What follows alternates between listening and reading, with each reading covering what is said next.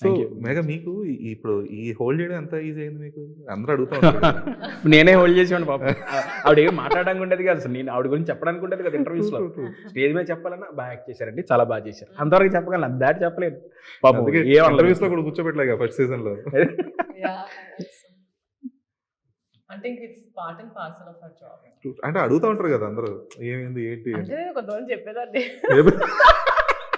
చెప్పారా? Under estimate చేసే వాళ్ళందరూ చెప్పేదాన్ని. అంతే, అంటే అండర్ ఎస్టిమేట్ చేసే వాళ్ళకైతే చెప్పేదాన్ని. Just మిగతా వాళ్ళకి వెయిట్ ఫర్ సీజన్ 2 అంతే, అంతకు మించి నార్మల్ ఆడియన్స్ కి అయితే వెయిట్ ఫర్ సీజన్ 2. అంటే నాకు డిఎమ్స్ వచ్చేవి కదా ఓకే. ఫ్రెండ్స్ కి అయితే మీగా అరే అరే అరే అలా కాదురా ఇంకా ఉందిరా చెప్తాను.